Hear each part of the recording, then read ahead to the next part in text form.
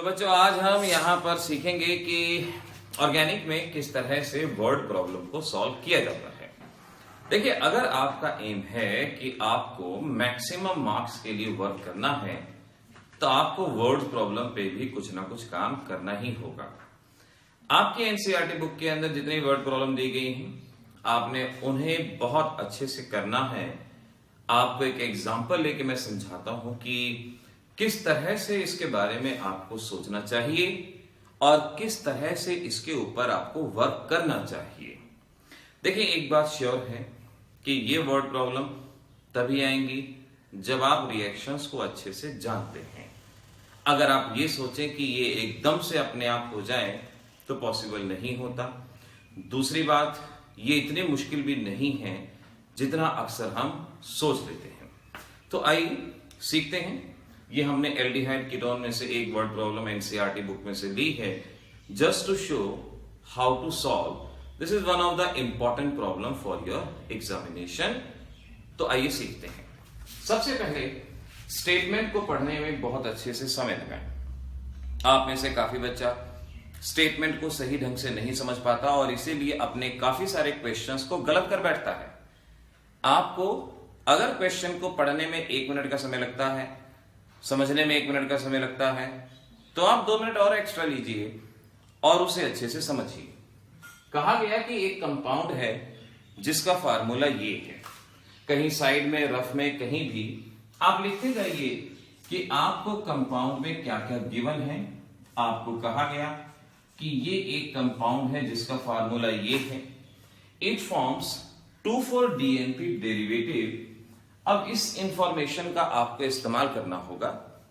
2,4-DNP derivative aldehyde ketone याद कीजिए, वहां मालूम पड़ेगा कि इस रिएक्शन को सिर्फ एल्डिहाइड और कीटोन देते हैं, यानी हमारे इस कंपाउंड में या तो एल्डिहाइड ग्रुप होगा या कीटोन होगा, क्योंकि ये 2,4-DNP डेरिवेटिव देता है। It reduces Tollens reagent. क्या दिमाग में बात आती है? टॉलिंस रिएजेंट से रिएक्शन देता है। शायद याद हो आपको, टॉलिंस रिएजेंट सिर्फ एल्डिहाइड देते हैं, कीटोन नहीं देते।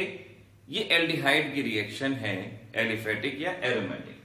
तो हमारी इस लाइन से कि इट रिड्यूसेस टॉलिंस रिएजेंट, हमारी एक बात तो क्लियर हो जाती है कि ये कीटोन नहीं है, हमारा कंपाउंड कीटोन नहीं है। ये बात क्लियर होगी। अब ये बात तभी क्लियर होगी जब आप सारे चैप्टर को जानते हैं। वर्ड प्रॉब्लम तभी करना बेटर होता है जब सारे रिएक्शन की तैयारी हो चुकी है। It undergo Cannizzaro reaction. घुमाओ दिमाग, दौड़ाओ दिमाग। कैनिजारो रिएक्शन कहां आती है?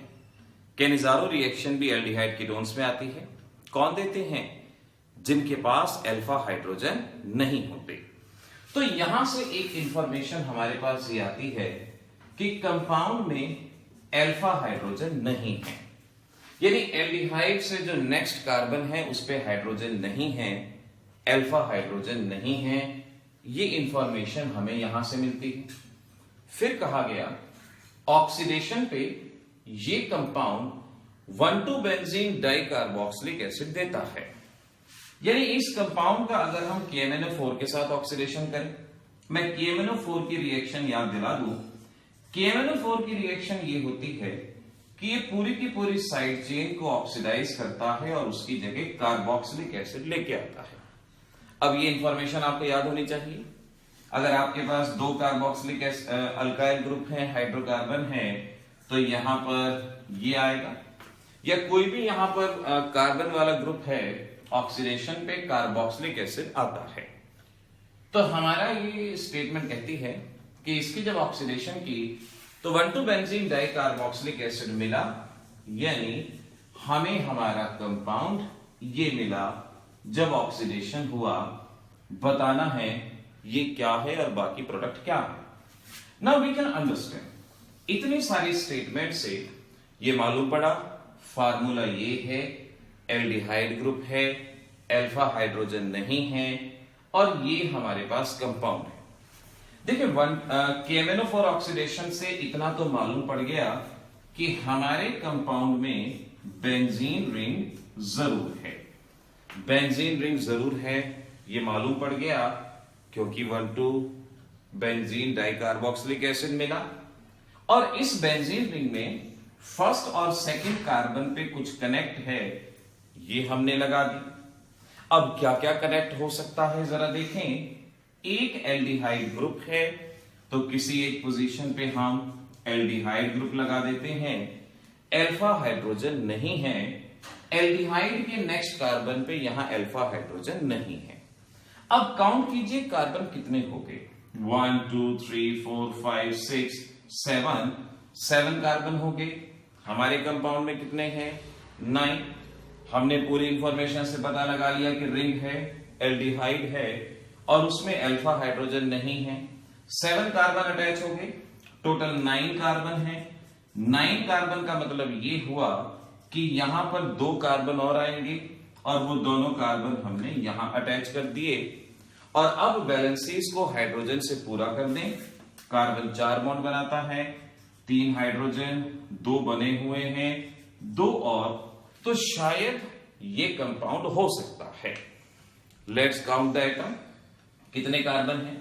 1 2 3 4 5 6 7 8 9 सही है। अब हाइड्रोजन काउंट कीजिए, हाइड्रोजन कितने हैं? 3 2 5 6 7 8 9 10 हाइड्रोजन और 1 ऑक्सीजन। बिल्कुल सही। हमारी रिएक्शन हमारे इन इंफॉर्मेशन के हिसाब से यही प्रोडक्ट बनना चाहिए। अब आपको इनके रिएक्शन को भी लिखना होगा। क्या ये सारी बातें सही आती हैं या नहीं आती? अब आपको मालूम होना चाहिए 2,4-DNP। 2,4-DNP क्या होता है? 2,4-डाइनाइट्रोफिनाइल हाइड्रोजीन। हम इसे 2,4-DNP के नाम से पहचानते हैं। ये होता है 2,4-DNP डाइनाइट्रो हाइड्रोजीन। ये अब क्या ये रिएक्ट करेगा? अब एल्डिहाइड कीटोन की रिएक्शन याद है, H2O बाहर और ये सारा ग्रुप कनेक्ट हो जाता है। So we can say 2,4-DNP derivative यहां ऐसे बन जाएगा, CH2 CH3 और ये H2 बाहर गया तो यहां नाइट्रोजन कनेक्ट, NH कनेक्ट और ये इसका 2,4-DNP डेरिवेटिव यहां बनेगा। तो ये रिएक्शन भी आपको लिख के दिखानी होगी। इसके बाद हमें अगली चीज को देखना है, टॉलिंस रिएजेंट टेस्ट। टॉलिंस रिएजेंट टेस्ट हम जानते हैं, अमोनिकल सिल्वर नाइट्रेट। अगर हम टॉलिंस रिएजेंट की रिएक्शन कराएंगे तो हमें मालूम हो एल्डिहाइड ग्रुप वहां पे रिएक्ट करता है, COO नेगेटिव CH2CH3। इस तरह से ये टॉलिंस रिएजेंट टेस्ट देगा। कैनिजारो रिएक्शन देता है। कैनिजारो रिएक्शन वहां होती है जहां अल्फा हाइड्रोजन नहीं होता, 2 मॉलिक्यूल रिएक्ट करते हैं। अभी याद होनी चाहिए आपको, नहीं याद है तो अपनी कॉपी साथ में रखें और इस वीडियो लेक्चर को तब देखें और फिर आपको चीजें समझ में आएंगी। अब कैनिजारो रिएक्शन अगर यहां पर होगी तो प्रोडक्ट एक अल्कोहल बनेगा और एक sodium salt of carboxylic acid, alcohol CH2OH। ये सब हमने आपको प्रीवियस वीडियो लेक्चर्स के अंदर बता रखा है कि ये सभी रिएक्शन किस तरह से होती हैं, ये आपको सिखा रखा है। और लास्ट में ऑक्सीडेशन विद KMnO4। KMnO4 के साथ ऑक्सीडेशन होगा, जैसा कि यहां अभी मैंने आपको बताया था, 1,2 बेंजीन डाइकार्बोक्सिलिक एसिड और आप इसे बड़ी आसानी से यहां बना सकते हैं 1,2 बेंजीन डाइकार्बोक्सिलिक एसिड। इस तरह से देखिए यहां पर बिल्कुल एक एक चीज, क्या कंपाउंड गिवन, क्या इंफॉर्मेशन गिवन, और फिर उस इंफॉर्मेशन को कलेक्ट करना है और फिर उसे बैक चेक करना है रिएक्शंस लिख के सही है या नहीं है।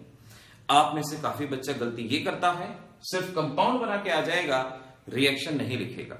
ये क्वेश्चन एग्जामिनेशन में 3 नंबर का 5 नंबर का इस तरह से पूछा जाता है और वहां जरूरी है कि आपने इन रिएक्शंस को लिखा हो। अगर रिएक्शन लिखेंगे एग्जामिनर तभी देंगे आपको मार्क्स, अदरवाइज मार्क्स नहीं मिलेंगे। तो आपको सिर्फ फार्मूला ही नहीं लिखना, पूरा प्रोडक्ट बता के आना है और तभी अपने एग्जामिनेशन के लिए आगे बढ़ना है। ध्यान रखिए मैक्सिमम मार्क्स के लिए मैक्सिमम एफर्ट्स करने पड़ेंगे। मैं मिनिमम मार्क्स में ही बता चुका हूं पासिंग मार्क्स के लिए क्या करना चाहिए, वो भी आपको सिखा चुका हूं। अब ये बताने की बारी है कि how to get 70 out of 70। तो उसका ये पहला स्टेप, इंफॉर्मेशन है, नॉलेज है पूरी की पूरी, अप्लाई करें और इस तरह की प्रॉब्लम को भी सॉल्व करें।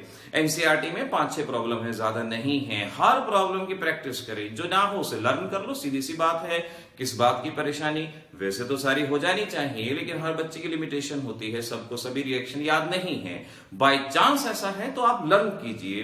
5 to 6 है, ज्यादा नहीं है और बहुत आसानी से कर पाएंगे। मैं तो कहूंगा कि आप उनको प्रैक्टिस करो, सॉल्व करो, हर चीज का सॉल्यूशन बुक्स में अवेलेबल है। You must try. So all the best बच्चों, इस तरह से वर्ड प्रॉब्लम सॉल्व करें।